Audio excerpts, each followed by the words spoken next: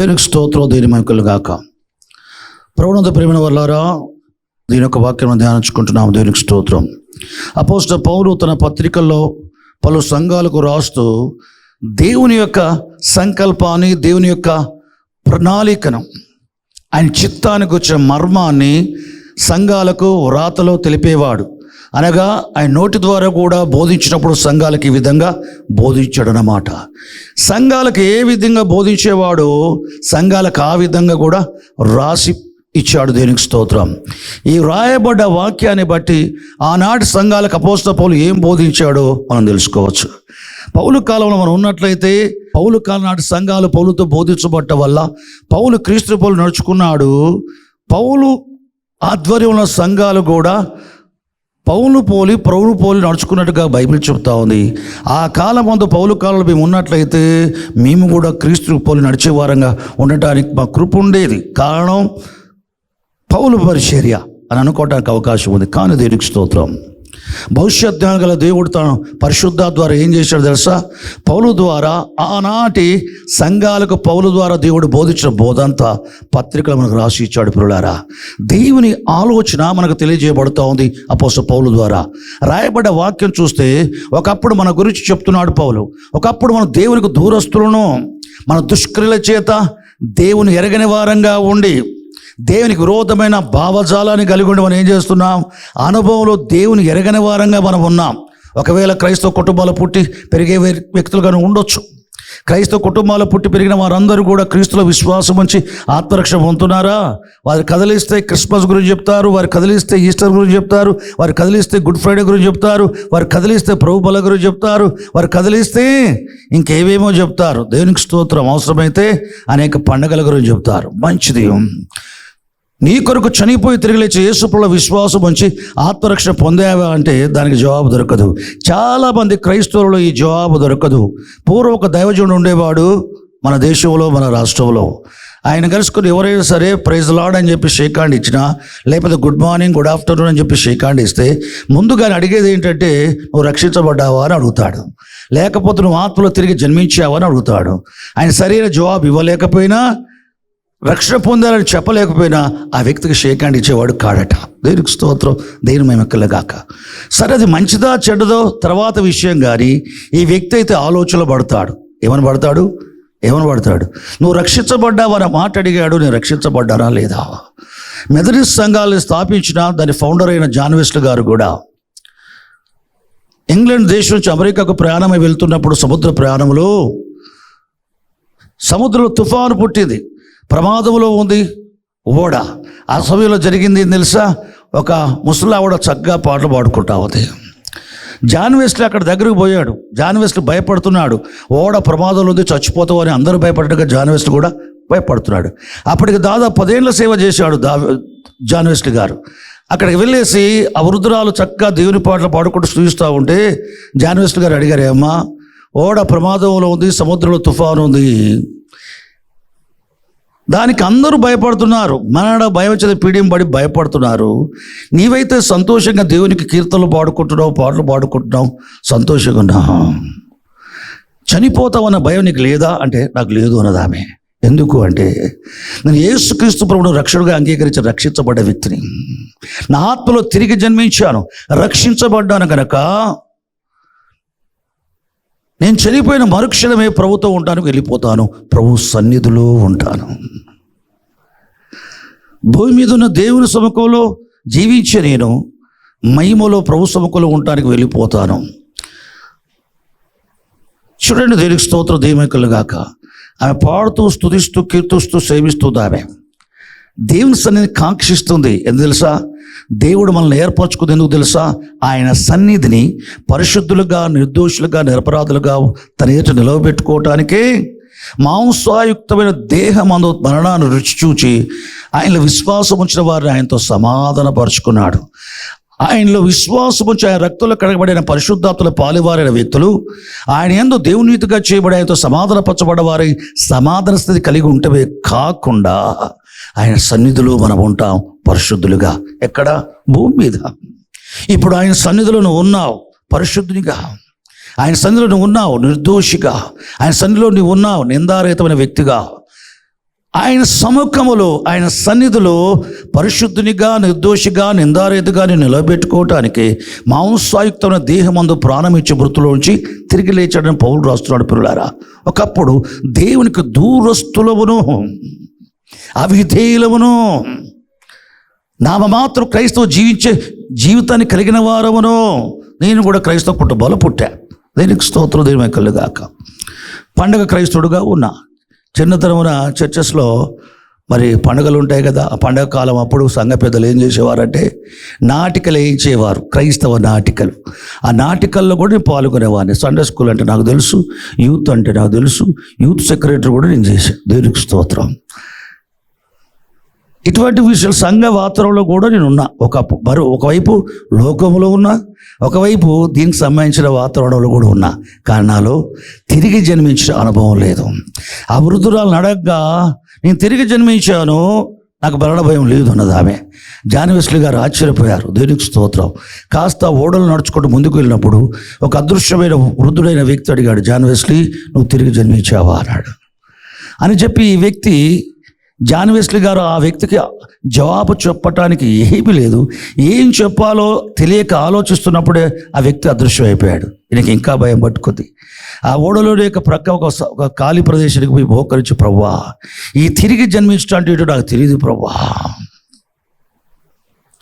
ఒకప్పుడు నాతో ఉండి వెళ్ళిపోయిన జార్జ్ వైట్ఫీల్డ్ కూడా తిరిగి జన్మించాలా, పద్ధతులు కాదు, తిరిగి జన్మించాలని చెప్పాడు.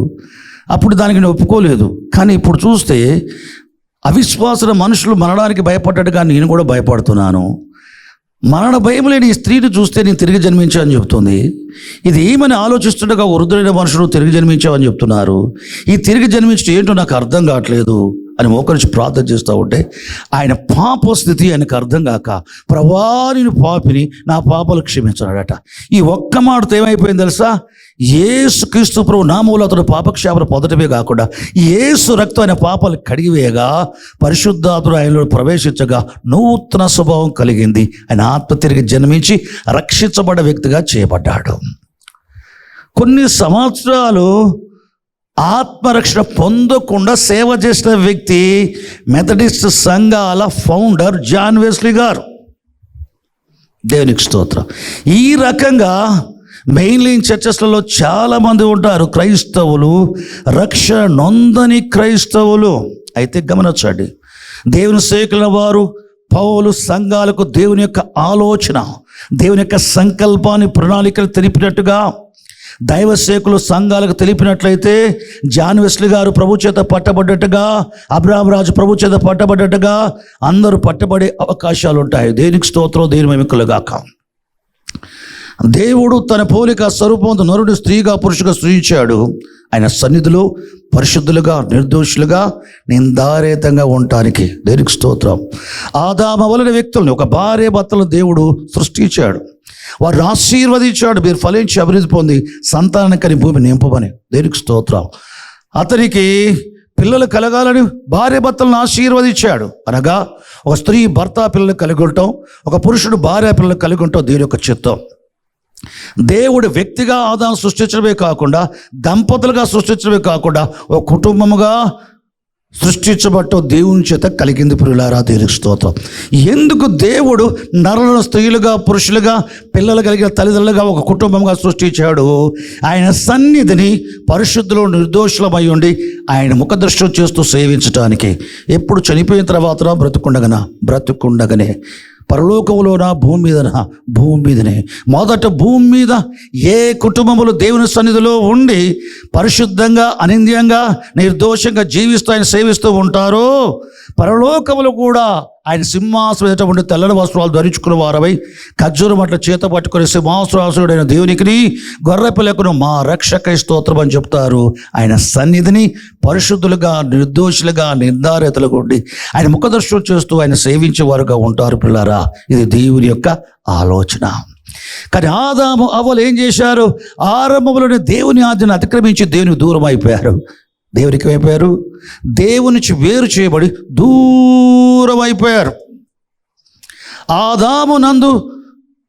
ఆదాము ద్వారా కలిగిన మానవ జాతులంతా కూడా ఆదాముతో పాటు దేవునికి దూరస్తులుగా ఉన్నారు. పాప స్వభావాన్ని కలిగి దుష్టక్రియలతో జీవించేవారుగా ఉన్నారు. తమలో ఉన్న పాప వలన అజ్ఞానము చేత పరలోక దేవుని ఎరగని వారుగా ఉన్నారు.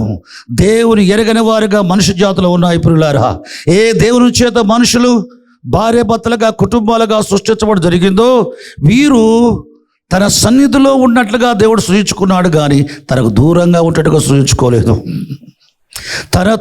తన సన్నిధిలో ఉండి ఆయన ముఖదర్శనం చేస్తూ సహవాసం చేస్తూ ఆయన సేవించడానికి ఆయన మనం సృష్టించుకున్నాడు. దేవునికి స్తోత్రం. ఆదాము చేసిన అతిక్రమణ పోలి మనం చేయని వారి మీద కూడా పాపం ఏలి పాపాన్ని ఆధారం చేసుకొని మరణం ఏలుతూ ఉంటే దేవునికి స్తోత్రం, దేని మహిమ కలుగాక. పాపాన్ని బట్టి దేవుని దూరంగా జీవించే మన కొరకు పరలోకము దేవుడు ఏం చేశాడు తెలుసా? దేవునికి స్తోత్రం. మరి గర్భాన పరిశుద్ధాత్మల మానవ శరీరాకారంతో వచ్చాడు. బెత్లెహేములో పుట్టాడు ఆయన, నజరేతులో పెరిగాడు ఆయన.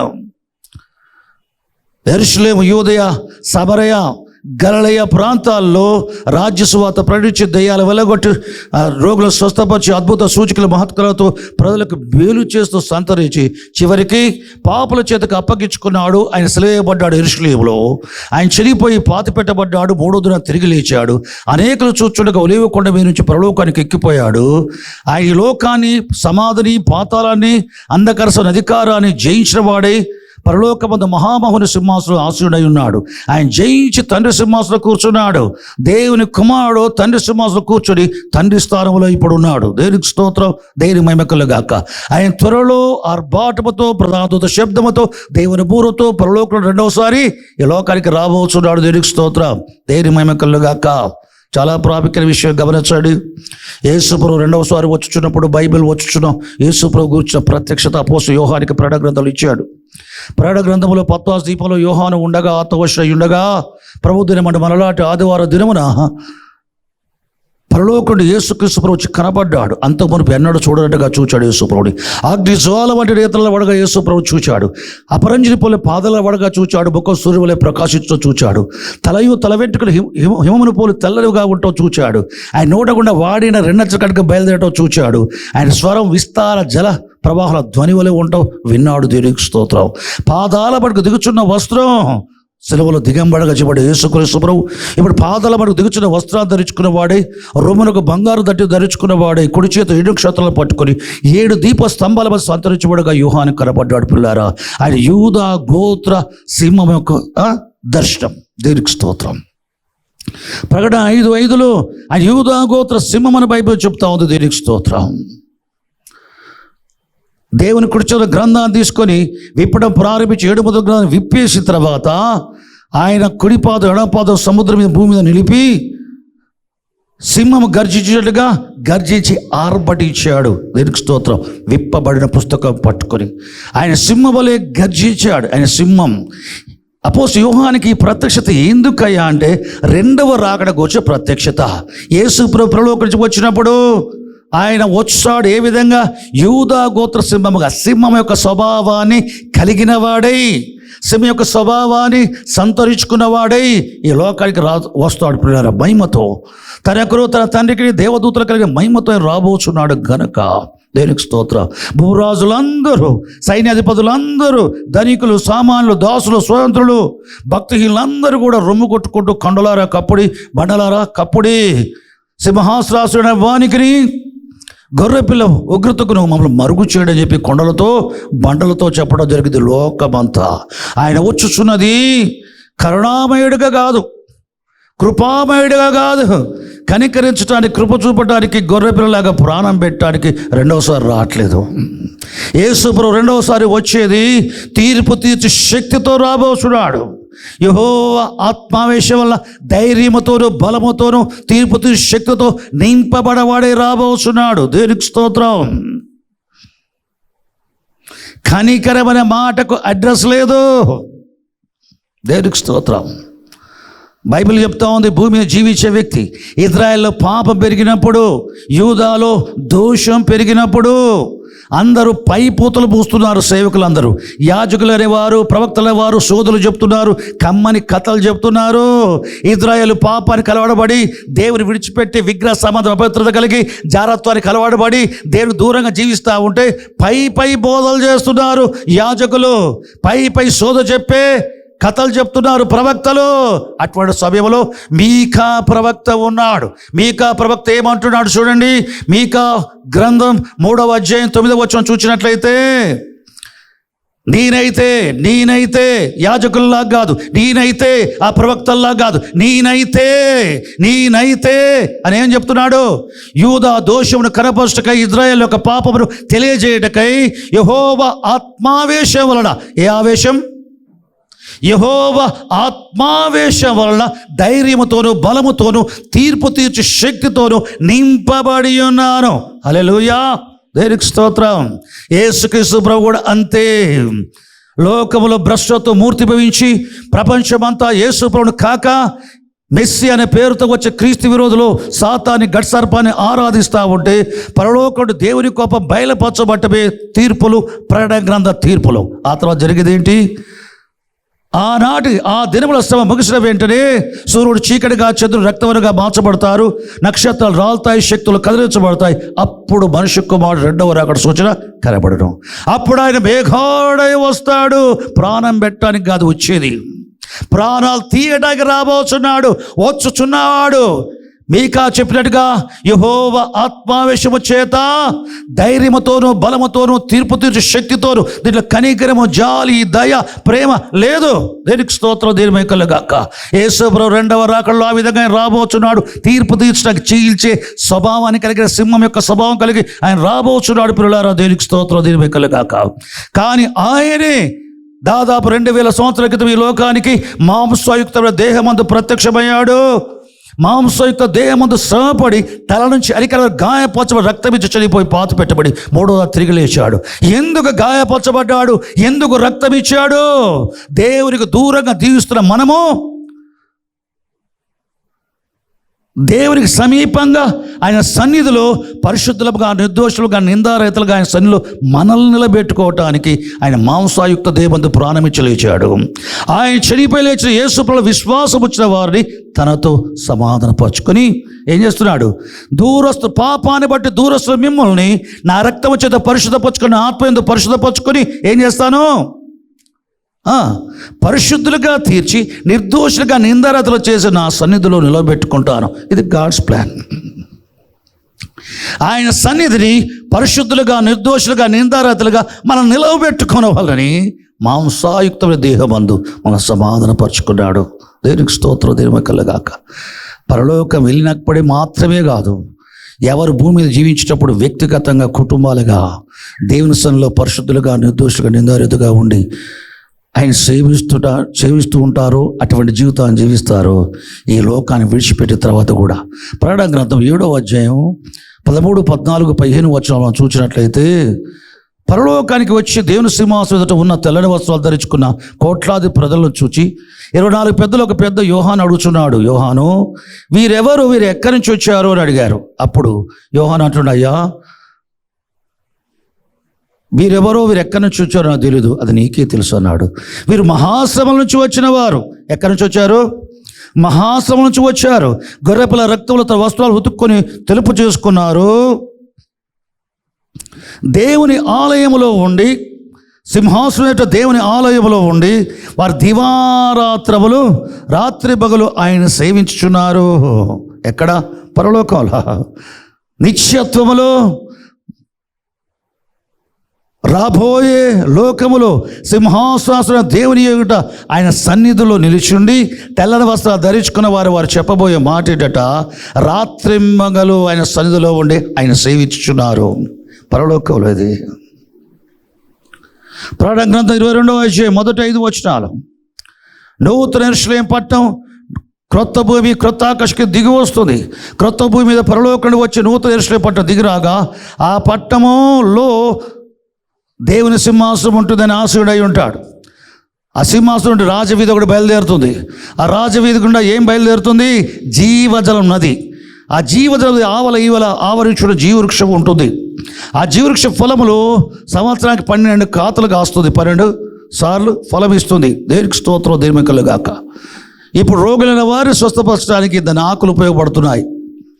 చాలామంది అడుగుతారు, దాని ఆకులు స్వస్థ కొరకు జనుల స్వస్థ కొరకు ఉపయోగించబడి ఉంటే మనోళ్ళు అనుకుంటారు పరలోకి వెళ్ళిన తర్వాత కూడా రోగులు ఉంటారు, అప్పుడు ఆకులు ఉపయోగిస్తారు అనుకుంటారు. కాదు, ఇప్పుడు భూమి మీద జీవించే కాలంలో మన వ్యాధుల్లో, రోగాల్లో ఈ జీవవృక్షం యొక్క ఆకుల్ని వినియోగించబడటం జరుగుతుంది స్వస్థ కొరకు.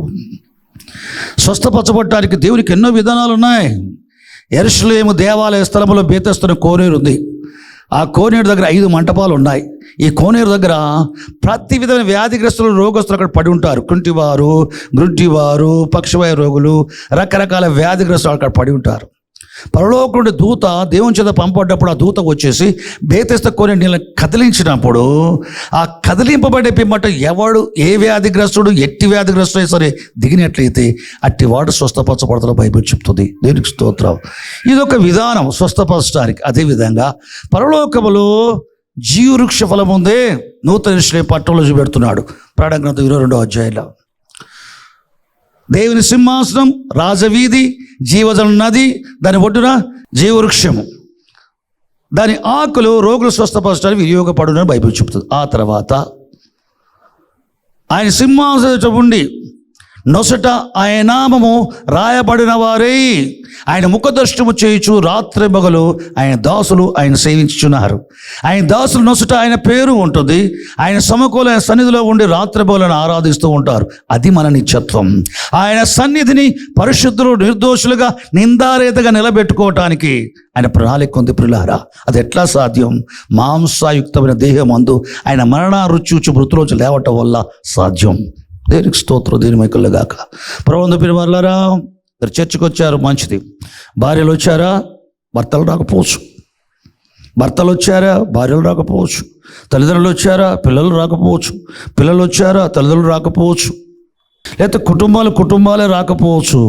కుటుంబాల్లో కొందరు వచ్చి కొందరు రాకపోవచ్చు. కుటుంబ సమేతంగా మీరు వచ్చి ఉండొచ్చు, ఏదో ఒకటి ఉండొచ్చు. దేవుని మందిరానికి నువ్వు వస్తున్నావంటే అర్థం ఏం తెలుసా? దేవుని సన్నిధికి వస్తున్నా, ఆయన సన్నిధిని వస్తున్నాం. దేవుడు దేవుని ఆలయంలో ఉన్నాడు. నా నివాస స్థలముగా నేను కోరుకున్న స్థలం ఇదే, నిత్యము నా నివాస స్థలం ఇదే. ఆయన నామమును జ్ఞాపకార్థం చూడ స్థలములో నేను వస్తాను, ఉంటాను. ఇక్కడ వచ్చేవారు ఆశిస్తారని చెప్పుకొచ్చాడు. దేవునికి స్తోత్రం. కాబట్టి భక్తుడు 84 కీర్తనలో నేను దేవాలయానికి వెళ్ళాలని ఆశపడతాడు. ఎందుకు? జీవగల దేవుని దర్శించడానికి. మనం దేవుని దర్శించడానికి వచ్చాం, దేవుని సమకూలంలో నిల్చుండి ఆయన సేవించడానికి వచ్చాం, ఆయన సన్నిధికి వచ్చాం, దేవుని ఆరాధించడానికి వచ్చాం, ఆయన ముఖదర్శనం చేస్తూ ఆయన సేవించడానికి వచ్చాం. ప్రియులారా, దేవునికి స్తోత్రం, దేవుని మహిమకలుగాక. ప్రతి విశ్వాసు దేవుని ముఖదర్శనం చేయవచ్చు. దేవుడు ఆత్మగా మన మధ్యలో ఉన్నప్పుడు నీ ఆత్మయే దేవుని ముఖాన్ని చూచేది. అందుకనే బైబిల్ చెప్తా ఉంది. యెషయా గ్రంథం 59వ అధ్యాయం మొదటి 2 వచనాలు చూసినట్లయితే, రక్షింపనేరకున్నట్టు నా హస్తం కురచ కాలేదు, మీ ప్రార్థన వినబడకున్నట్లు నేను నా చెవులు మందగిరలేదు, మీ పాపాలు, మీ దోషములే నా ముఖాన్ని మీకు మరుగు చేసే అంటున్నాడు. సామాన్య ఇజ్రాయేల్ గురించి చెప్పే మాట. ఇజ్రాయేల్ కొరకు యేసుప్రభువు అప్పుడు ప్రాణమిచ్చి మృతుల్లో లేచిన వాడుగా లేడు. విశ్వసించిన వారికి పరిశుద్ధాత్మ అనుగ్రహించబడటం లేదు. అయినను వారు విమోచించబడ్డ జనం, ఐగుప్తు దాసగ్రమం నుంచి గొర్రెపిల్ల రక్తం చేత విమోచించబడే ఈ జనం, దేవుడిచ్చిన ధర్మశాస్త్రం, దేవుడిచ్చిన యాజకులు, దేవుడిచ్చిన ప్రవక్తలను బట్టి వీరు జీవితాలు నిర్వహించబడేటి. వీరు ప్రార్థన చేస్తే దేవుని ముఖము చూడొచ్చట. అందుకనే దీన్ని బట్టి యేసుప్రభువు ఏం చెప్పాడు? హృదయ శుద్ధి గల వారు ధన్యులు, వారు దేవుని చూచెదరు. దేవునికి స్తోత్రం. నీ హృదయం శుద్ధిగా ఉంటే నీ ఆత్మలో ప్రభు యొక్క ముఖ దర్శనాన్ని చేయొచ్చు. దేవునికి స్తోత్రం. ఇజ్రాయేల్ కూడా వారు ప్రార్థిస్తున్నారు, జవాబు రావట్లే. దేవుడు మా ప్రార్థన వింటా లేదు, ఆయన చెవులు మందగిలాయేమో అనుకుంటున్నారు. మా ప్రార్థన ఆలకించి మనం రక్షించడం లేదు, ఆయన హస్తం కురుచైపోయిందేమో, పొట్టిగా అయిపోయిందేమో అనుకుంటున్నారు. యెహోవా చెప్పే మాట, మిమ్మల్ని రక్షింపనేరకున్నట్లు నా చెయ్యి కురచ కాలేదు, మీ ప్రార్థన వినకున్నట్లు నా చెవులు మందగిలలేదు. మీ దోషములు నీకు నాకు అడ్డమొచ్చాయి, మీ పాపములు నా ముఖాన్ని మీ కనులకు మరుగు చేస్తారని చెప్పుకొచ్చాడు. పాపమే ప్రభు ముఖం చూడకుండా చేస్తుంది. వీరు ఉపవాసం ఉండి ప్రార్థన చేస్తున్నారు. వీరు 59వ అధ్యాయం చూస్తుంటే ఎంత ప్రార్థించిన జవాబు రాకపోయేసరికి కారణం ఏంటో వెతుకుతున్నారు. మీ పాపాలను బట్టి ప్రార్థన జవాబు రావట్లే. ఒకడు హృదయంలో పాపం లక్ష్యం చేసాడు, ఎలా వారి మనవి ఆలకించకపోవును దేవుడు అని బైబిల్ చెప్తుంది. పాపుల మనవి దేవుడు ఆలకింపడు. ఎవడైనా దేవభక్తుడిని ఆయన చిత్తం చొప్పున జరిగించేవాడు అట్టి వాని ప్రార్థన ఆలకించిన గుడ్డివాడు ప్రధాన యాజకులకు యూదుల అధికారులకు సాక్ష్యం ఇస్తున్నాడు, బోధ చేస్తున్నాడు. ప్రవక్త పేరు వాళ్ళారా చూడండి, విశ్వాసులు పూర్వ హృదయముతో ప్రభుని సేవిస్తున్నప్పుడు ప్రార్థిస్తున్నప్పుడు ఆయన ముఖం నీ కనబడును. ఆత్మ అయిన దేవుని యొక్క ముఖం నీ ఆత్మలో చూడగలవు, ఆత్మలో చూడగలవు. దేనికి స్తోత్రం, దేని మైకులు గాక. రక్షించబడ్డ వాని యొక్క హృదయము ప్రార్థించినప్పుడు దేవుని ముఖాన్ని వెతుకుతుంది. నీ పూర్ణ హృదయంతో వెతుకుతావు, నీ పూర్ణ శక్తితో వెతుకుతావు, ఆయన కనుగొంటావు, నేను కనపరుచుకుంటా అని చెప్పాడు. ఎవడు పూర్వ హృదయంతో వెతుకుతాడో అని నేను ప్రత్యక్షపరుచుకుందును. ఎక్కడ జరిగింది? సాధారణ రీతిలో సాధారణ విశ్వాసకి ఆత్మలో జరుగును. ఆయన ముఖాన్ని నువ్వు చూడగలవు. దేనికి స్తోత్రం, దేని ముఖాలు గాక. కనికర గల ముఖం నువ్వు చూడగలవు. ఆయన సన్నిధికి వచ్చిన వారు ఆయన ముఖ దర్శనానికి వస్తారు. ఆయన ముఖ దర్శనం ఉంటుంది మా దేవుని ఆలయంలో. ఏం తెలుసా? ఇక్కడ ఏముంటుందో పరలోకంలో అదే ఉంటుంది. ఇక్కడ ఏముంటుందో నీ అనుభవం పరలోకంలో అదే ఉంటుంది. దేనికి స్తోత్రం, దేని మహిమలు గాక.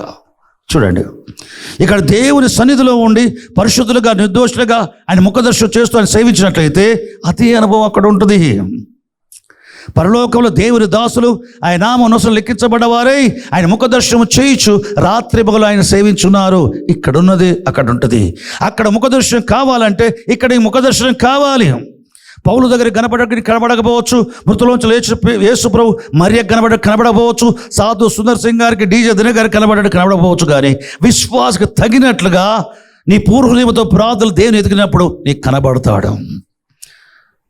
నువ్వు పరిశుద్ధుడివా నీకు కనబడతాడు. నువ్వు నీతిమంతుడవా నీకు కనబడతాడు. నీ హృదయంలో పాపం లేకుండా పరిశుద్ధ కలిగి ఉన్నావా, నీ పూర్వ హృదయంతో దేవుని వెతికినప్పుడు నీ ఆత్మలో ఆయన ప్రత్యక్షపరుచుకుంటాడు, నీ ముఖం కనబడును. ఈ ప్రార్థన మందిరములో, తూకుంట ప్రార్థన మందిరములో, హౌసింగ్ బోర్డ్ చర్చ్ ప్రార్థన మందిరములో, మీషాపూర్ ప్రార్థన మందిరములో నేను వచ్చి ప్రార్థన చేసుకున్నప్పుడల్లా చాలాసార్లు నా ఆత్మలో ఆయన ముఖాన్ని చూశాను. నా హృదయం వెతికినప్పుడు ఆయన ముఖ దర్శనం కలుగుతుంది. దేవునికి స్తోత్రం. దేవుని ప్రత్యక్ష మందిరములో దేవుడే ప్రత్యక్షమయ్యేది. మోషే ద్వారా నిర్మించబడ్డ ప్రత్యక్ష గుడారం అది యెహోవా ప్రత్యక్ష గుడారం. ఇజ్రాయేల్ వెళ్ళి ప్రార్థించినట్లయితే యెహోవా ప్రత్యక్షపరుచుకుంటాడు. ప్రత్యక్ష మందిరం యెరూషలేము దేవాలయానికి వెళ్ళి పౌలు ప్రార్థిస్తుడుగా యెహోవా ప్రత్యక్షపరుచుకున్నాడు, ముఖాముఖిగా మాట్లాడాడు. క్రొత్త నిబంధన భక్తుడు, క్రొత్త నిబంధన భక్తురాలు, విశ్వాసుల పరిశుద్ధుల మీరు దేవుని మందిరానికి వచ్చినప్పుడు నీ పూర్ణ హృదయంతో, నీ పూర్ణ మనసుతో, నీ పూర్ణ శక్తితో, నీ పూర్ణాత్మతో, నీ పూర్ణ బలముతో, పూర్ణ సత్యముతో నీ దేవుడి ప్రభువును ప్రేమించి నువ్వు సేవించినట్లయితే, అదేవిధంగా ఆయన ఆరాధించినట్లయితే, ప్రార్థించినట్లయితే, నీ హృదయంతో ఎదికినట్లయితే ఆయన నీకు కనపరుచుకోను, ప్రత్యక్షపరుచుకోను. ఆయన ముఖదర్శనం చేస్తూ ఆయన సేవించే వారంగా ఉండాలి. ఆయన ముఖదర్శనం ఎక్కడ దొరుకును? మందిరములో దొరుకును. 84 కీర్తన 2-3 వచనాలు చూసినట్లయితే జీవంలో దేవుని దర్శించడానికి నేను దేవాలయానికి వెళ్ళాలా, ఎప్పుడు వెళ్ళాలా, దేవుని మందిరానికి ఎప్పుడు వెళ్ళాలా అంటాడు కీర్తనకాడు. ఎందుకు దేవుని మందిరానికి ఎప్పుడు వెళ్ళాలా? కోరకుమార్ రాసే కీర్తన అది. జీవంలో దేవుని దర్శించడానికి మందిరానికి వెళ్ళి దేవుని దర్శిస్తాడట. దేవునికి స్తోత్రం. తెలియక అన్యజనులు ఏం చేస్తారు? ఎక్కడికో తీర్థయాత్రలు చేస్తారు. ఎందుకయ్యా వెళ్ళింది అక్కడికి అంటే దేవుని దర్శించడానికి అని చెప్తాడు ఆయన. అక్కడ దేవుడు లేకపోయినప్పటికీ వారికి తెలియక వారు ఏం చేస్తారు? తీర్థయాత్రలు దేవుని దర్శించడానికి అంటారు. బైబిల్ సత్యాన్ని అసత్యంగా మార్చాడు సాతానుడు. బైబిల్ సత్యం ఏంటంటే దేవుని దర్శించడానికి దేవుని మందిరానికి రావాలి. కుటుంబ సమేతంగా వచ్చారా? దేవునికి స్తోత్రం.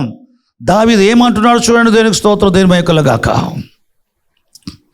2వ సమూయేలు గ్రంథం 7వ అధ్యాయం 29వ వచనం చూస్తే, యెహోవా నా ప్రభువా, నీ దాసుడైన నా కుటుంబం నిత్యం నీ సన్నిధిలో ఉన్నట్టుగా దాన్ని ఆశ్రయించము.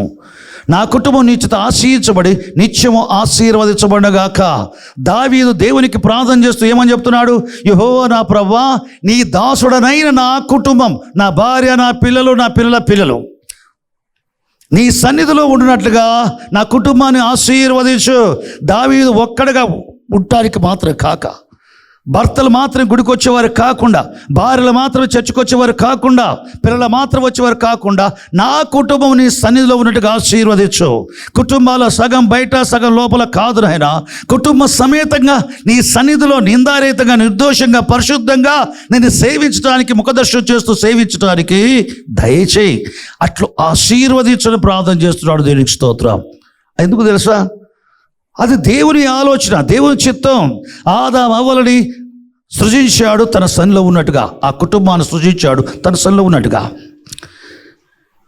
దేవుని యందు భయభక్తులకి దేవుని ఎరిగిన వారు అది కోరుకుంటారు.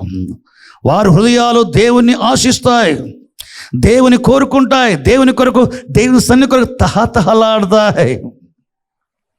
ప్రార్థన అంటే తహతహ, వాక్య ధ్యానం అంటే తహతహ, ఆరాధించడం తహతహ, వ్యక్తిగతంగా సేవించడం అంటే తహతహ, కుటుంబాలుగా సేవించడం అంటే ఆశ, సంఘంగా చేరి ఆయన పేరు పెట్టే స్థలానికి వచ్చి సంఘంగా ఆరాధించడం తహతహ. ఈ తహతహ ఎవరికి ఉంటుంది? నిజముగా ఆత్మలో తిరిగి జన్మించిన వ్యక్తులకు ఉంటుంది. నిజముగా ఆత్మరక్షణ పొందిన వారికి ఉంటుంది. నిజముగా పరిశుద్ధాత్మ నింపబడి ఆత్మతో నడిపించబడే వారికి నిశ్చయంగా ఉంటుంది. దేనికి స్తోత్రం, దేని మహిమ కలుగాక. చూడండి, దేవుని సన్నిధిలో ఉండటానికి దావీదు ఒంటరి కూడా ఎంత ఆశిస్తున్నాడో. మొదటి సమూయేలు గ్రంథం 26వ అధ్యాయం 20వ వచనం చూస్తే, నా దేశమునకు దూరముగాను నీ సన్నిధికి ఎడమగాను నేను మరణము నొందకూడునుగాక. నా దేశములో దేవుని ప్రజలు ఉన్నారు. అది వాగ్దాన దేశం. అబ్రహాం, ఇస్సాకు, యాకోబులకు వారి సంతానానికి దేవుడు వాగ్దానం చేసిన పాలు తేలు ప్రవహించే దేశం. అది యెహోవా దేశం, యెహోవా కోరుకున్న దేశం, యెహోవా పట్టణాన్ని కలిగిన, యెరూషలేము కలిగిన దేశం, యెహోవా నివసించే దేశం, యెహోవా నివసించే పట్టణాన్ని కలిగిన దేశం. అక్కడ దేవుని సన్నిధి ఉంటుంది. నా జనుల మధ్య దేవుని సన్నిధి ఉంటుంది.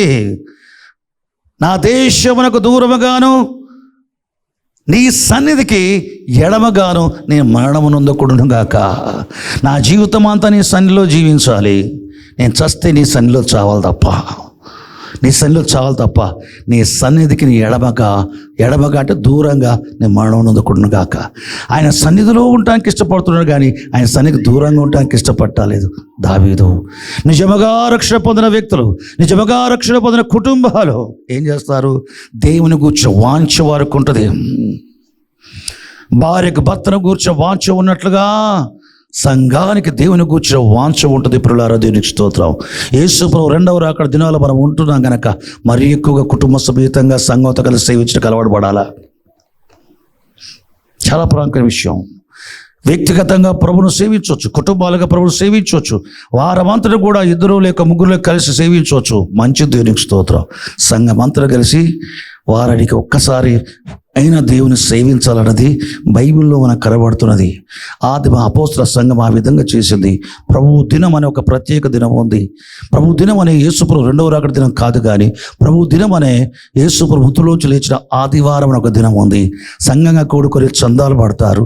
ఆదివారం సంఘంగా కూడుకొని రొట్టె విరుస్తారు, సంఘంగా కూడుకొని ప్రార్థిస్తారు, సంఘంగా కూడుకొని బోధించబడతారు, సంఘంగా కూడుకొని ఆరాధిస్తారు. ఆదివార దినం ప్రభు దినం అందు ఆ విధంగా చేస్తారు. ఆదివార దినం ప్రభుని సేవించేవారు ఏమవుతారు? ప్రకటన గ్రంథం 1వ అధ్యాయం 9-10 వచనాల్లో ప్రభు దినమందు నేను ఆత్మవశుడై ఉండగా ఆదివారం ఆత్మవశుడైపోయాడు. ఎవరైనా? యోహాను ఆదివారం ఆత్మవశుడయ్యాడు. దేవునికి స్తోత్రం. యేసు ప్రభు రెండవ రాకడ వరకు ఆదివారం ఆత్మవశులు కావచ్చు, ప్రతి వారం ఆత్మవశులు కావచ్చు. దేవుని సన్నిధిలో ఉండటానికి మంచి దేవునికి స్తోత్రం. చాలా ప్రాముఖ్య విషయం. రెండవ రాకడలో ఉంటున్న మనం దేవుని సన్నిధిలో ఉన్నవారికి మన స్వాభావిక లక్షణాలు ఎట్లుంటాయో తెలుసా? యెహోవా ఆత్మావేశం వలన ధైర్యముతో నింపబడతావు, బలముతో నింపబడతావు, తీర్పు తీర్చు శక్తితో నింపబడతావు. పరిశుద్ధాత్ముడు చివరి దినంలో పనిచేసేది దహించు ఆత్మగా, తీర్పు తీర్చు ఆత్మగా మనలో పనిచేస్తాడు. దేవునికి స్తోత్రం. దీని యెషయా గ్రంథం 4వ అధ్యాయం 3-4 వచనాల్లో 3వ వచనంలో ఏం చెప్తుంది? సియోను కొండ మీద శేషించిన జనం వారు పరిశుద్ధులుగా ఎంచబడి వారి గ్రంథంలో రాయబడతారు. వారి పేర్లను చెప్తూ దహించు ఆత్మలను, తీర్పు తీర్చు ఆత్మలను, సియోను కుమార్తెను కల్మషమును కడిగి వేసినప్పుడు అంటాడు. పరిశుద్ధాత్ముడు పవిత్రపరుస్తాడు. దేవునికి స్తోత్రం, దేనిపై కలుగాక. పరిశుద్ధ గ్రంథంలో పలు చోట్ల అపోస్తులు చెప్పారు, ఆత్మ మిమ్మల్ని పరిశుద్ధపరచవలెను. యేసుక్రీస్తు నామమున దేవుని ఆత్మయందును మీరు పరిశుద్ధపరచబడి నీతిమంతులుగా తీర్చబడతారు. పరిశుద్ధాత్ముడు పరిశుద్ధపరుస్తాడు. హల్లెలూయా. ఏకాంతమందు ఒక కొండపై ఉండి నా పాపాలు ఒప్పుకొని క్షమించని అడిగినప్పుడు ప్రభు కనికరపడి ఆ పాపాలు క్షమించినప్పుడు పరిశుద్ధాత్మ నింపాడు. ఒక గడియ పరిశుద్ధాత్మ పూర్ణమై ఉన్నాను. చూడండి, నా క్లోజ్ అన్నీ కూడా చెమటతో నిండిపోయాను.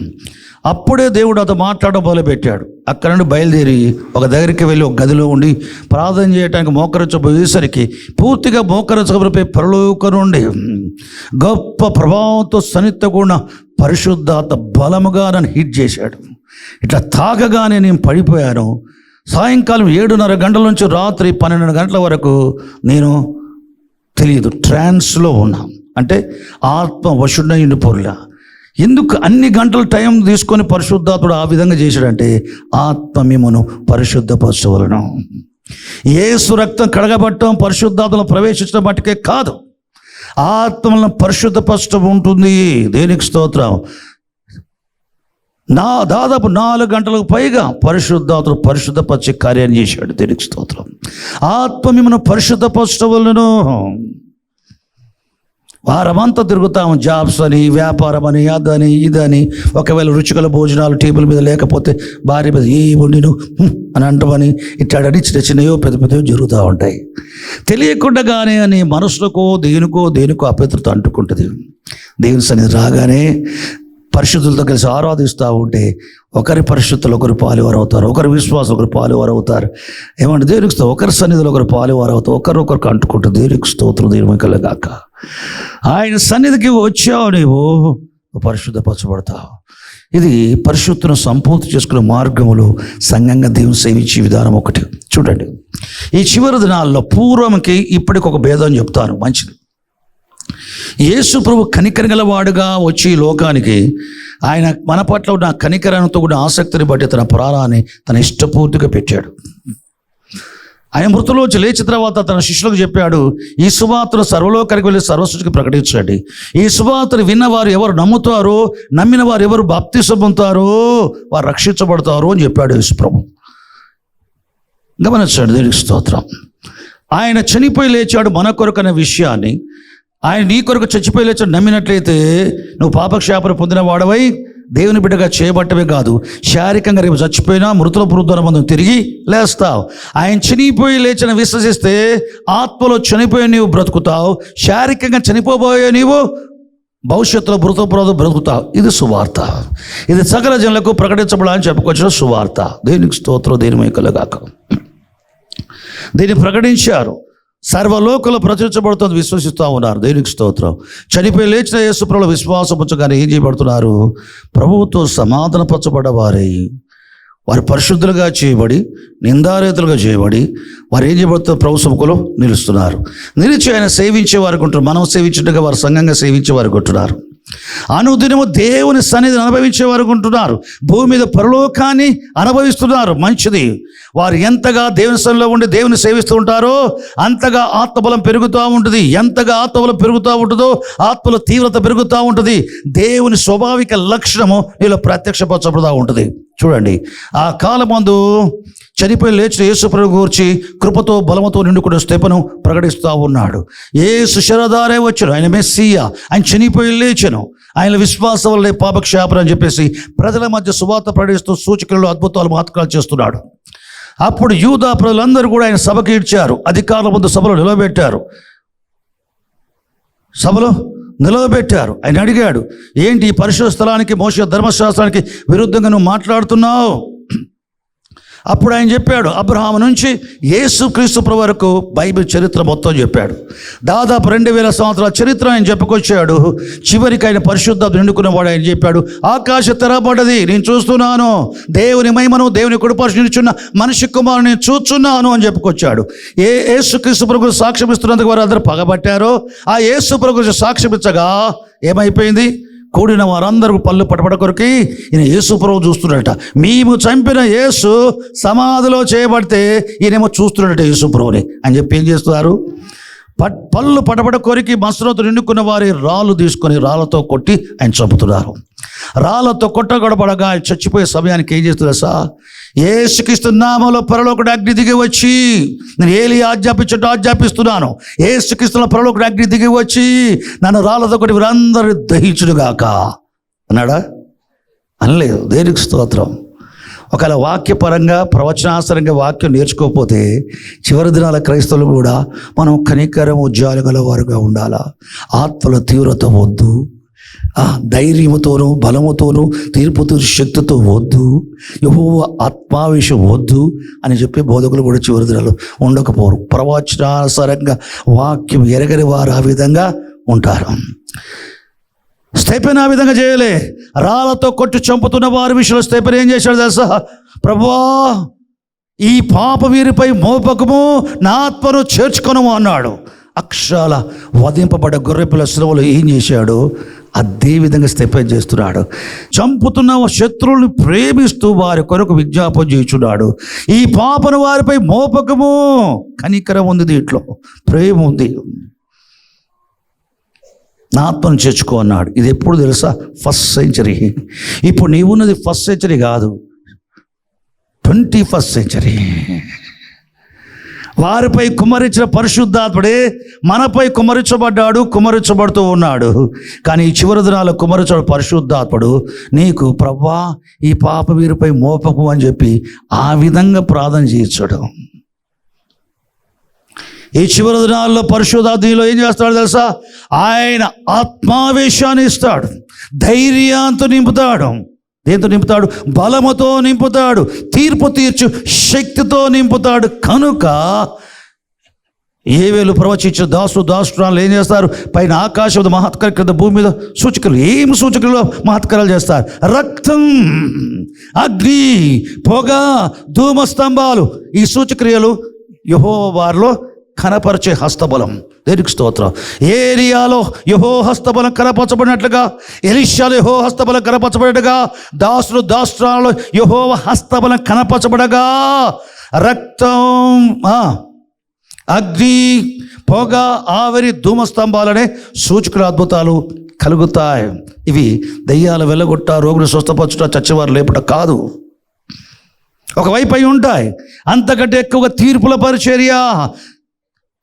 యెహోవా ఆత్మావేశం వలన ధైర్యముతోను బలముతోను తీర్పు తీర్చు శక్తితో నింపబడే దాసురాళ్ళు, ఏవేలు ప్రవచించిన ప్రవక్తలో ఉన్న దాసురాళ్ళు. ప్రకటన గ్రంథం 11వ అధ్యాయం 15 వచనం లోపల ఉన్న, ముఖ్యంగా 7 వచనం లోపల ఉన్న 2 ప్రవక్తలు వారు ఏం చేస్తారు? ప్రకటన 11వ అధ్యాయం 10వ వచనం చూసినట్లయితే ఆ 2 ప్రవక్తలు భూనివాసుల్ని బాధించినందున, 2 ప్రవక్తలు ఏం చేస్తారు? భూనివాసులు ఏం చేస్తారట? ప్రభువా ఈ పాపం వారిపై మోపకు అని అనరు. మరి పాపం చేస్తే నువ్వు తీర్పు తీసుకొని రాబోతున్నావు ప్రభువా, నీ దాకెందుకు, మేమే చూసుకుంటాం అంటారు వాళ్ళు. అంటే ఆ పరిశుద్ధాత్మ వేరు, ఈ పరిశుద్ధాత్మ వేరా? కాదు కాదు కాదు. దూరస్తులుగా ఉన్న నీవు క్రీస్తు యేసునందు దేవునితో సమాధానపరచబడి ఆయన సన్నిధిలో ఉండి సేవిస్తూ ఉంటే ఈ ఎంటైలో నీకు పెరిగేది తీవ్రత. నీ ఎంటైలో పెరిగేది నీకు రోషం, పెరిగేది పట్టుదల, పెరిగేది సమర్పణ, పెరిగేది ప్రభు పట్ల ఆసక్తి, పెరిగేది ప్రభు పట్ల ప్రేమ, పెరిగేది ప్రభు పక్షాన్ని ఏమైనా చేయాలి, నా జీవితం దేవునికి అంకితం, నేను బ్రతుకుడు క్రీస్తే, చావైతే లాభం, నేను బ్రతుకుంటే క్రీస్తు పక్షాన అంతే. నా కొరకు కాదు, నన్ను ప్రేమించి నా కొరకు చనిపోయి యేసు ప్రభు కొరకే నా జీవితం. తెగింపుతో కూడా సమర్పణ ఉంటుంది. యెహోవా ఆత్మావేశం వల్ల తీర్పు తీర్చు శక్తితో ధైర్యంతో నింపబడి ఉంటారు గనక వారు ఏం చేస్తారు? వారి నోట గుండా అగ్ని బలి శత్రువులను దహించేస్తుంది. కనికరం ఉందా? లేదు. నీళ్లు ప్రజలకు ఉపయోగపడతాయి, రక్తం చేసి పారేస్తారు. కనికరం ఉందా? నారాయణ తెగులతో భూనివాసులు బాధిస్తారు, భూమిని బాధిస్తారు. కనికరం ఉందా? లేదు. మరి ఏముంది? యెహోవా ఆత్మావేశం ఉంది, తీర్పు తీర్చే శక్తి ఉంది. దేనికి స్తోత్రం. ఇట్లా వాళ్ళు చచ్చిపోయారు అనుకో, క్రీస్తు విరోధి పాలకాల మందు ఈ విధంగా పరిచయం చేసేవారు చంపబడ్డారు అనుకో, మీరు పరలోకానికి మిత్రులతో ఎక్కడ ఉంటారు? దేవుని సింహాసనం ఎదుట సువర్ణ బలిపీఠం ఉంటుంది. ఆ బలిపీఠం కింద భూమి మీద క్రీస్తు విరోధి పాలన కాలం మందు దేవుని వాక్యాన్ని ప్రకటిస్తున్నందుకు, యేసు ప్రభువుకు సాక్ష్యం ఇస్తున్నందుకు వధింపబడతారు. వధింపబడిన శరీరాలు ఇక్కడ రాలిపోతాయి. ఆత్మలు మాత్రం పరలోకములో దేవుని సింహాసనం ఉన్న బలిపీఠ కింద ఈ ఆత్మలు ఉంటాయి. వీరికి తెల్లని వస్త్రాలు ఇవ్వబడతాయి. వారు ఏం చేస్తారు? రాత్రి బాలు నాదా, దేవునితో సింహాసనం దగ్గర ఉంటారు వీరు. నాదా సత్యస్వరూపి పరిశుద్ధుడా, ఎందాక తీర్పు తీర్చకుండా ఉంటావు. ఇదేం ప్రార్థన? ఇదేం ప్రార్థన? కనికరం లేని ప్రార్థన, ప్రేమ లేని ప్రార్థన, జాలి లేని ప్రార్థన. ఎందాక తీర్పు తీర్చకుండా ఉంటావు? మా రక్తం నిమిత్తం భూనివాసులకు ప్రతిదండన చేయకుండా ఉంటావు. భూనివాసులకు నువ్వు తీర్పు తీర్చాలి. భూనివాసులకు ప్రతిదండన చేయాలి. తెగులతో బాధించాలి, కరువుతో చంపాలి, ఖడ్గముతో చంపాలి, ఫ్లడ్స్ రావాలి, సునామీలు రావాలి, భూకంపాలు రావాలి అని ప్రార్థన చేస్తారు. చేస్తారా? చేయరా? చేస్తారు. పరలోకంలో ఎక్కడ? ఎందుకు పరలోకంలో ఇట్లాంటి ప్రార్థన ఉంటాయి? భూమి మీద స్టెఫెన్, ఫస్ట్ సెంచరీ స్టెఫెన్ ఏమన్నాడు? ప్రభువా, ఈ పాపం వీరిపోయి మోపకు అంటే, వీళ్ళేమో వాళ్ళు చేసిన పాపాన్ని బట్టి చంపే అని ప్రార్థన చేస్తున్నారు. వాళ్ళు చంపేయి, తీర్పులు తీర్చు. ఎందాక ఈ భక్తులకు తీర్పు తీర్చకుండా ఉంటావు?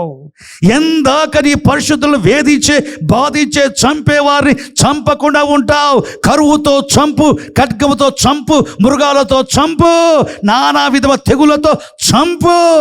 వారు ఒకరొకరు చంపుకున్నట్లుగా కలవరం పుట్టించు. ప్రార్థన చేస్తారు. షార్ట్లో ఇచ్చాడు ప్రేయర్, కానీ అన్నీ ఉన్నాయి దాంట్లో.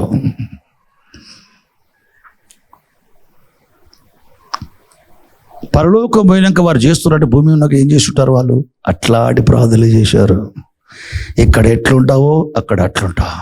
ఇక్కడ దేవుని సముఖంలో పరిశుద్ధుడిగా, నిర్దోషిగా, నిందారేతగా ఉండి ఆయన ముఖదర్శనం చేస్తూ సేవించి ఆయన సన్నిధిలో ఉండే కుటుంబంగా ఉంటే, నిత్యత్వంలో కూడా ఆయన సింహాసనం ఉండి ఆయన ముఖదర్శనం చేస్తూ ఏం చేస్తావు? ఆయన సన్నిధిలో పరిశుద్ధుడిగా, నిర్దోషిగా ఉండి ఆయన దివారాత్రులు సేవిస్తావు. నిత్యత్వములు అట్లుండాలంటే బ్రతుకున్నప్పుడు అట్లుండాలా? నిత్యత్వములో తీర్పుల కొరకు ప్రార్థించే వారుగా వారు ఉన్నారంటే, వారు భూమి మీద ఉన్నప్పుడు వారిలో ఉన్న పరిశుద్ధాత్మ తీర్పు తీర్చి శక్తిగా ఉన్నాడు. వారిలో ఉన్న పరిశుద్ధాత్మ ధైర్యంతో నింపేశాడు, బలముతో నింపాడు. వారిలో పరిశుద్ధాత్మ ఎప్పుడు యెహోవా ఆత్మ ఆవేశించడమే. మిద్యాను కనబడగానే యెహోవా ఆత్మ గిద్యోను ఆవేశింపజేస్తాయి. ఫిలిష్తీయులు కనబడగానే సంసోన్ని యెహోవా ఆత్మ ఆవేశింపజేస్తుంది. అమ్మోల్ని కనబడగానే యెఫ్తా మీదకి యెహోవా ఆత్మ వచ్చి ఆవేశింపజేస్తుంది. గొల్లియాతు కనబడగానే దావీదు మీదకి యెహోవా ఆత్మ ఆవేశింపజేస్తుంది. యెహోవా ఆత్మావేశం వలన ధైర్యముతోనూ బలముతోనూ తీర్పు తీర్చు శక్తితో నేను నింపబడి ఉన్నాను. యేసుప్రభు రెండో రాకడ అక్షరాలు అట్లా ఉంటుంది. ఆయన మొదటి రాకడ కనికరం గలవాడుగా వచ్చాడు. కనికరపడి కుష్ఠులు శుద్ధీకరించాడు, కనికరపడి దెయ్యాల వెలగొట్టాడు, కనికరపడి కుటుంబాలు కట్టాడు, కనికరపడి చచ్చిపోరు లేపాడు, కనికరపడి ఆహారం పెట్టాడు, కనికరపడి ప్రజలకు సహాయం చేశాడు. యేసుప్రభు రెండవ రాకడలో కనికరంగా అది యెహోవా ఆత్మావేశం వలన బలముతోనూ ధైర్యముతోనూ తీర్పు తీర్చు శక్తితో వస్తాడు. ఆయన నీతిని బట్టి తీర్పు తీర్చేవాడికి వస్తాడు. దేవునికి స్తోత్రం. నీతిని బట్టి విమర్శ చేయొచ్చు. ఆయన నోట నుండి బయలువెళ్ళు ఖడ్గమ చేత వధిస్తాడంతే, చీల్చేస్తాడంతే. తీర్పు తీర్చు శక్తితో నింపబడి రాబోతున్నాడు ఆయన. ప్రతిదండన చేయడానికి అగ్నిరూపముగా అగ్నిజ్వాలలో ప్రత్యక్షంగా రాబోతున్నాడు ఆయన. దేవునికి స్తోత్రం. దేని వెంకలుగాక. సంగమా, దేవుని ఆరాధించడానికి సంఘంగా వచ్చి సేవించే మీరు మాంసయుక్త దేహమందు ఆయనతో సమాధానపరచబడేవారై, ఆయన మాంసయుక్త దేహమందు మరణాన్ని రుచి చూచినందుకు మనము ఏం చేయబడ్డాం? పరిశుద్ధపరచబడి, నిందారేతలు చేయబడి, నిర్దోషులు చేయబడి ఆయనతో సమాధానపరచబడ్డవారమై ఆయన సన్నిధిలో నిలుచడానికి ఆయన చేత ఏర్పరచబడ్డ సంఘం. దేనికి స్తోత్రం. దేని మేము కలుగాక. ఒకప్పుడు మనం దూరస్తులం పాపాన్ని బట్టి, ఒకప్పుడు దుష్క్రియలు అనుసరించేవారం. ఆయన మాంసయుక్త దేహమందు మరణాన్ని చూడటం వల్ల దూరస్తులుగా మనము మన పాపాలకు క్షమించబడి ఆయన ఎందుకు పరిశుద్ధపరచబడి వారే పరిశుద్ధులుగా తీర్చబడి ఆయన సన్నిధిలో నిత్యం పరిశుద్ధులుగా, నిర్దోషులుగా, నిందారేతలుగా ఉండి ఆయన సేవించడానికి ఏర్పరచబడ్డ ఇది. ఈ ఏర్పాటును అనుసరించి నువ్వు మందిరానికి వచ్చావు. ఈ ఏర్పాటును అనుసరించి ప్రభు వచ్చేంత వరకు కూడా ఆయన సన్నిధిలో ఉండి నిందారహితంగా సేవించేవారుగా, కుటుంబ సమేతంగా సంఘ సమేతంగా ఉన్నవారు ఉన్నట్లయితే నిత్యత్వంలో దావీదు కోరుకున్నట్లుగా 23వ కీర్తన చివరి వచనంలో ఆయన చెప్పే మాట, నా బ్రతుకు దినముల నీ కృపాక్షేమాలు నా వెంట వచ్చును, నేను చిరకాలం దేవుని మందిరములో నివాసము చేతును. భూమి మీద మందిరం గురించి మాట్లాడలేదు. ప్రకటన గ్రంథములో 7వ అధ్యాయం 14-15 వచనాల్లో అక్కడ ఏ మందిరం రాయబడిందో దేవుని ఆలయములో ఉండి దివారాత్రులు ఆయన సేవించున్నారని చెప్తున్నారు.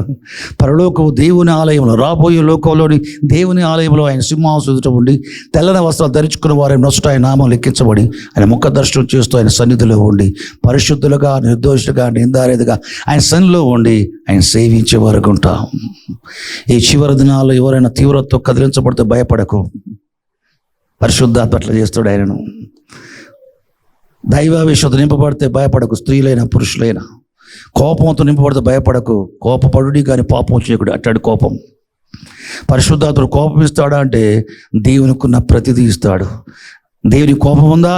ఉంది. దేవుడికి ప్రేమ ఉందా? ఉంది. అవసరాన్ని బట్టి ప్రేమిస్తే అవసరాన్ని బట్టి కోపాన్ని కూడా ఇస్తాడు. దేవునికి స్తోత్రం, దేవుని కలుగాక. పరిశుద్ధాత్ముడు పరిశుద్ధుల్లో దేవుని స్వాభావిక లక్షణాలు, దేవుని సామర్థ్యం అంతా కూడా ఇచ్చే దినాలు ఇవి. కనికర గొర్రెపిల్లగానే సంఘములో ఆయన బలపరచబడ్డాడు 20 శతాబ్దాలుగా. 21వ శతాబ్దంలో ఆయన యూదా గోత్రసింహంగా కూడా సంఘములో ప్రత్యక్షంగా ఇష్టపడుతున్నాడు. లోకానికి సంఘము ద్వారా యూదా గోత్రసింహం కూడా ఆయన పరిచయం చేసుకుంటాడు. పిల్లారా, యెహోవా ఆత్మావేశం వలన ధైర్యముతోనూ బలముతోనూ తీర్పు శక్తితోనూ నింపబట్ట వల్ల నీ వల్ల కలిగే కార్యాలను బట్టి, జరిగే వీధులను బట్టి యెహోవా యేసు ప్రభు ప్రత్యక్షమవుతాడు యూదా గోత్ర సింహముగా నీ ద్వారా. ఆ తర్వాత నిజముగా ఆయన యూదా గోత్ర సింహం రాబోతున్నాడు. మనకైతే ఆయన కనికరం కొరకు కనిపెట్టుకునే వారు ఉంటాం. మన పట్ల ఆయన కనికరం గలవాడే. ఇప్పుడు ఆయనలో విశ్వాసముతో రక్షించబడ్డాయి, ఆయన బిడ్డగా చేయబడ్డాం. ఆయన సన్నిధిలో ఉండి ఆయన ముఖదర్శనం చేస్తూ సేవిస్తున్నాం గనక ఎప్పుడు ఆయన కనికరే మనకు. ఆయనకు భయపడే వారి మీద ఆయన కనికరములు తరతరములో ఉండును. మీకు ఉండును, మీ పిల్లలకు ఉండును, మీ పిల్లలకు కూడా ఉండును కనికరములు.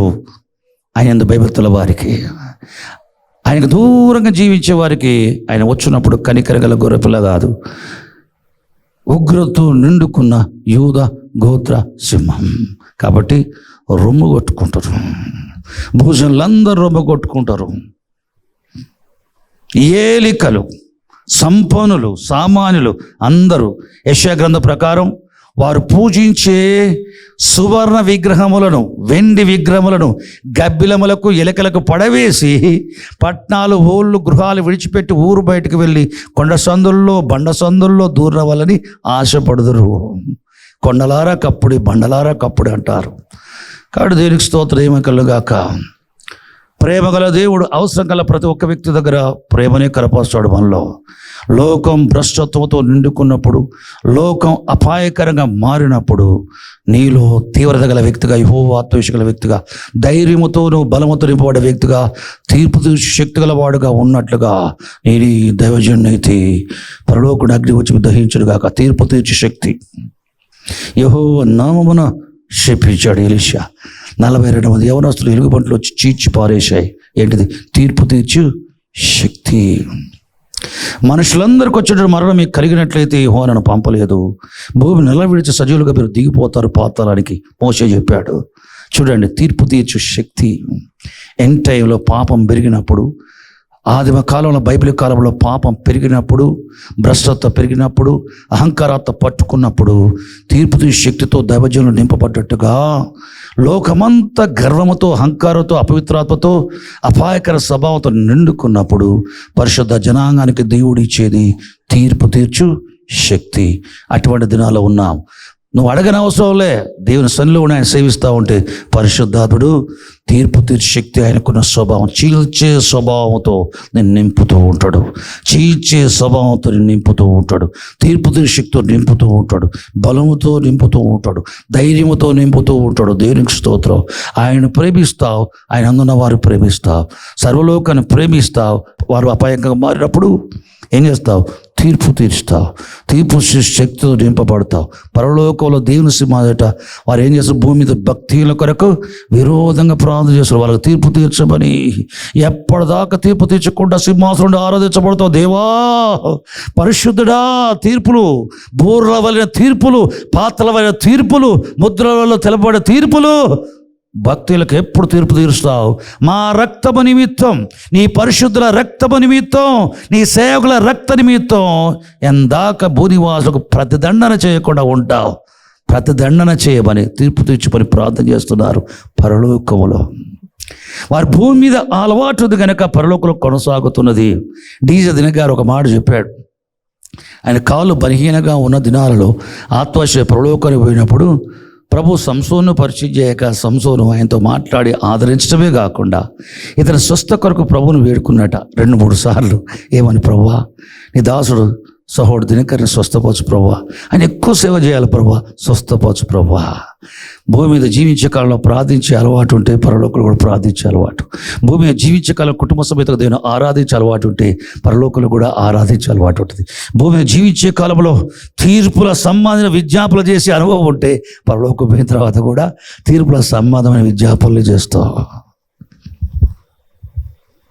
ప్రభువు మిమ్మల్ని దీవించునుగాక. ఆమేన్, హల్లెలూయా. ప్రార్థన చేసుకుందాం.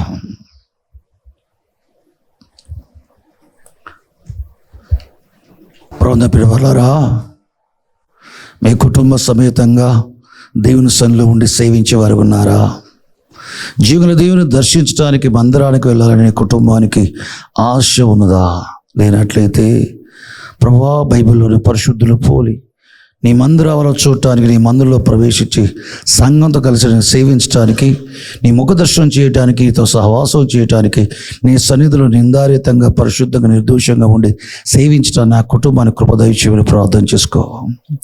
ప్రభువు శిరదారే వచ్చి నీ మాంసాయుక్తుల దేహమందు మరణాలు రుచి లేచిన మా ప్రియ యేసు, నీలోని విశ్వాసం వల్ల ప్రభు నీ యందు మనం పరిశుద్ధపరచుకుని సమాధానపరచుకున్నావు.